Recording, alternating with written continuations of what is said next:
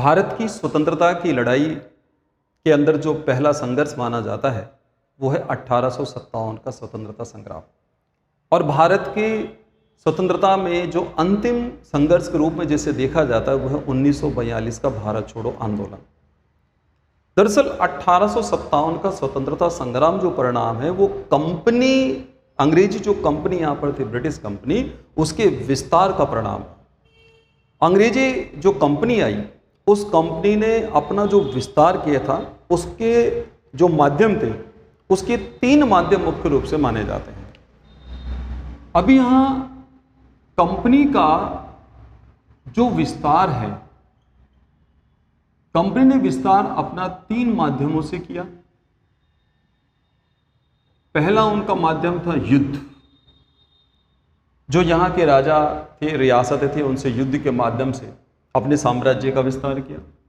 दूसरा जो उनका माध्यम मुख्य रूप से माना जाता है वो होता है सहायक संधि। सहायक जो संधि प्रथा है इसे लॉर्ड वेलेजली ने प्रारंभ किया था।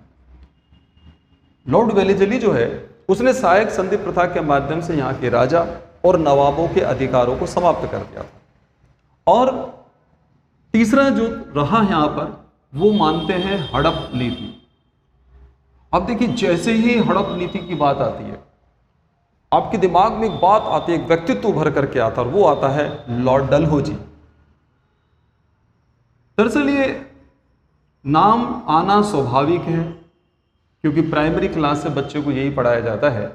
लॉर्ड डलहौजी हड़प नीति का प्रतिपादक। और 1857 की जो क्रांति हुई, जो कि बड़े वृहत स्तर पर क्रांति थी, इस क्रांति में हड़प नीति को ही मुख्य रूप से कारण के रूप में देखा जाता है। दरअसल इतने वृहत स्तर पर जो क्रांति होती है उसमें कभी भी एक रीजन नहीं होता। और यहाँ एक रीजन जो बचपन से स्टूडेंट को पढ़ाया जाता है और वो है चर्बी वाले कारतूस। चर्बी वाले कारतूस वो तात्कालीन कारण है। तात्कालीन कारण तो आप ये मानिए एक तरीके से जैसे किसी व्यक्ति कोई बारूद का जो ढेर है वो इकट्ठा होता रहा और उसी समय किसी व्यक्ति ने अचानक उसको चिंगारी दिखा दी और उसके अंदर ब्लास्टिंग हो गई। ये तात्कालीन कारण, लेकिन वो नजर वो ही आता है, लेकिन जो एक परिश्रम जो लंबे समय से चल रहा है वो नहीं। अब जैसे आप लोग देखिए क्या है, आप तैयारी करने के बाद एक लंबे समय से साल 1.5 साल 2 साल तैयारी करने के बाद जब कोई RAS बनता है, IAS बनता है, तो वो अचानक जब IAS बनता है तो वो ही रिजल्ट ही दिखता है। उसके बीच होने वाली जो उसका जो परिश्रम है वो नहीं दिखता और ना ही कोई जल्दी से देखना उसको चाहता है। दरअसल देखिए यहाँ वही बात है, हम पिछले कारणों को यहाँ डिस्कस नहीं किया जाता है। चर्बी वाले कारतूस की जो घटना है या 1857 की जो बात होती है, यहाँ एक बात और ध्यान रखिए। 1857 के स्वतंत्रता संग्राम के अंदर 2 व्यक्तित्व दिखते हैं। एक वो व्यक्तित्व जो ब्रिटिश इतिहास के लिए महान के व्यक्ति के रूप में देखा जाता है, और एक व्यक्तित्व वो जिसे हम लोग भारतीय इतिहास में महान नायक के रूप में, व्यक्तित्व के रूप में देखते हैं। जो ब्रिटिश इतिहासकार देखते हैं वो तो है ही, वो लॉर्ड डलहौजी। हम लोग देखते हैं मंगल पांडे को। मंगल पांडे जो एक सिपाही था, 34वीं नेटिव इन्फेंट्री का जवान था। यहां एक तीसरा व्यक्तित्व हो रहा था कि मंगल पांडे को जो जानकारी चर्बी वाले कारतूस की मिली, वो चर्बी वाले कारतूस की मिली कैसे? तो वो जानकारी मिलती है एक तीसरे व्यक्तित्व, वो है माता दीन। माता दीन एक शूद्र व्यक्ति माना जाता है, दलित व्यक्ति माना जाता है। और चूंकि देखिए जातिवाद भारतीय इतिहास में सदा से रहा है, वर्तमान तक भी मौजूद है। यहां दरअसल क्या था कि जो इस शूद्र व्यक्ति ने, माता दीन ने, ऐसा कहते हैं मंगल पांडे से पानी मांगा, तो यहां मंगल पांडे से पानी मांगने पर विवाद हो गया और विवाद हुआ तो उस विवाद होने की स्थिति के अंदर ये रहा कि उसने माता दीन ने ही कहा था, और क्या कहा था कि जो तुम्हें अपने ये ब्राह्मण होने पर, जो बड़ी जाति का, उच्च जाति का होने पर जो घमंड है वो चूर होने वाला है, क्योंकि जिस कारतूस को तुम इस्तेमाल कर रहे हो उसमें सूअर और गाय की चर्बी का ग्रीस लगा हुआ है। एक्चुअली ब्राउन ब्रास नामक बंदूकें चला करती थी जिसमें कारतूस डाला जाता, दांत से काट के डाला जाता था। चूंकि उसमें चिकनाई होती है और चूंकि गाय और सुअर जो होता है उसकी चर्बी में बहुत ज़्यादा फैट माना जाता है और वो चिकनाई वहाँ पर काम कर। दरअसल यहाँ अंग्रेजों का उद्देश्य कोई धर्म भ्रष्ट करना या ऐसा, अपनी राय में आप देख सकते हैं, लेकिन ऐसी विशेषता उन लोगों की शायद नहीं रही होगी, क्योंकि उन्हें तो बंदूक में क्या है, कुल कारतूस डालना है और उसमें चिकनाई की आवश्यकता, और जो उसको देखते हैं तो उस दृष्टि से देख के उन्होंने इसका इस्तेमाल किया। तो यह माता दीन ही वो व्यक्तित्व रहा है जिसने चर्बी वाले कारतूस की जानकारी दी। और जब चर्बी वाले कारतूस की जानकारी, चूंकि मंगल पांडे जो थे वो जानते थे, परिचित थे सिपाही होने के नाते, जब उन्हें इसकी जांच हुई तो वार्तालाप हुआ। उसी समय वहां पर खड़ा हुआ था कौन, उनका अधिकारी कैप्टन हुर्सन। तो मंगल पांडे ने अपनी बंदूक से उन्हें गोली मार दी। यह घटना है 29 मार्च 1857। और मंगल हुर्सन के पास ही कैप्टन बाग एक अधिकारी और थे, उसे भी गोली मार दी जाती। मंगल पांडे को 8 अप्रैल 1857 को फांसी की सजा दे दी जाती। ये तात्कालीन कारण रहे हैं यहां। लेकिन दूसरा व्यक्तित्व जिसमें बात की जाती, लॉर्ड डलहौजी को जो देखते हैं, डलहौजी की हड़प नीति जैसे ही आती है तो उसके लिए जिम्मेदार डलहौजी है, निश्चित रूप से है। और डलहौजी 1857 की क्रांति के लिए मुख्य रूप से जिम्मेदार माना भी जाता है। लेकिन ऐसा नहीं है, थोड़ा सा हम लोग यहाँ पर सिविल सर्विस की तैयारी करने के नाते थोड़ा सा हमें एनालिसिस करना पड़ेगा। कुछ इतिहासकार डलहौजी को महान व्यक्तित्व मानते हैं। डलहौजी रियल में, ध्यान रखिए, बहुत ही मेहनती व्यक्ति था। डलहौजी का उद्देश्य था भारत में अंग्रेजी साम्राज्य की मजबूती, और डलहौजी ने बहुत से कार्य ऐसे किए जिन कार्यों का लाभ भारत सरकार को आज तक मिल रहा है। जैसे डलहौजी भारत में जब आया था तो 12 जनवरी और 1848 को भारत का गवर्नर जनरल बनकर के वो आया था। उसने यहाँ आकर, ध्यान दीजिए, रेलवे लाइन, भारत में जो सबसे पहले रेल चलती है मुंबई से ठाणे के मध्य, 16 अप्रैल 1853 को जो 34 किलोमीटर करीब चलाई गई थी, वो उसी के काल में चली थी। इसलिए डलहौजी को रेलवे का जनक माना जाता है। यहाँ टेलीग्राफ सेवा जो चली, डाक सेवा जो हुई, सार्वजनिक निर्माण विभाग जो है, लोक निर्माण विभाग जिसको PWD आप लोग कहते हैं, उसकी स्थापना जो डलहौजी के टाइम में हुई।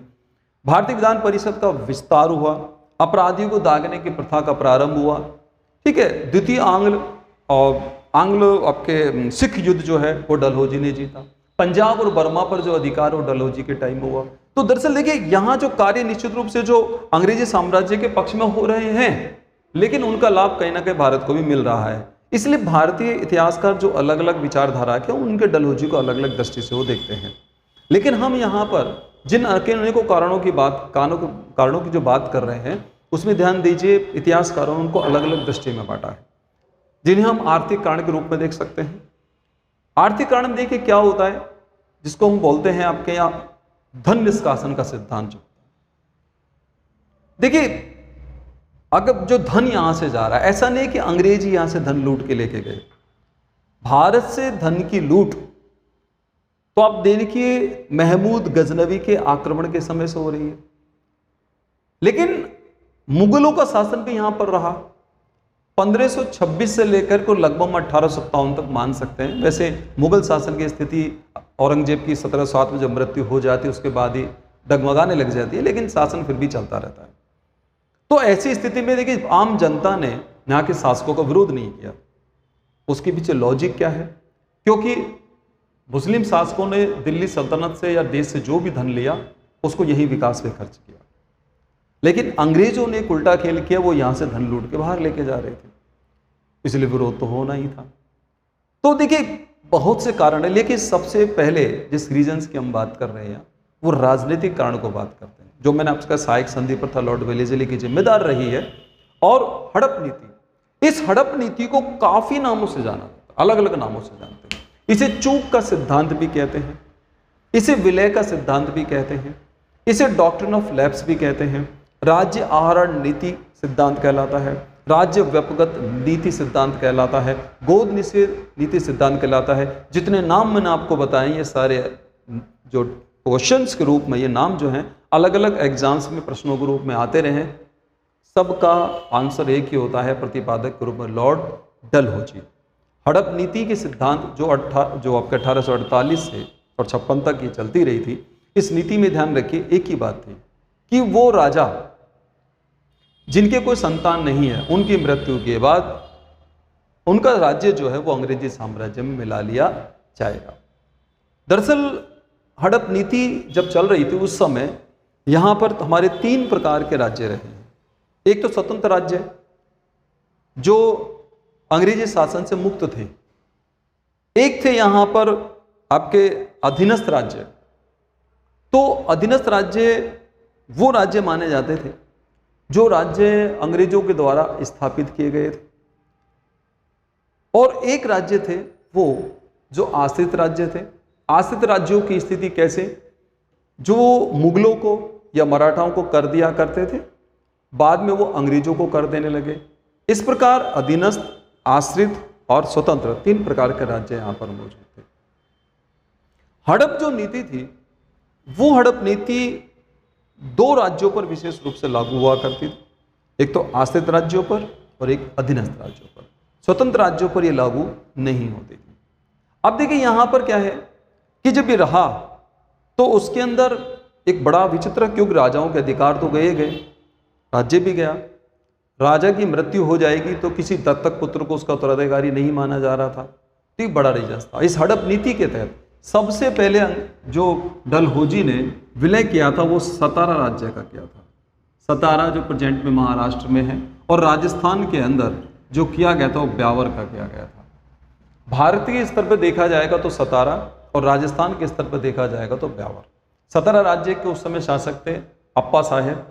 अप्पा साहेब जो कि उनके दत्तक पुत्र को मान्यता नहीं दी डलहौजी ने, और मना कर दिया कि हम इन्हें अधिकार नहीं दे सकते, और अंग्रेजी साम्राज्य में आप उनको मिला लिया गया था। तो इस प्रकार क्या है कि देखिए सतारा राज्य का सबसे पहले विलय हुआ, और ब्यावर जो है, इस ब्यावर का राजस्थान की दृष्टि से सबसे पहले विलय हुआ था।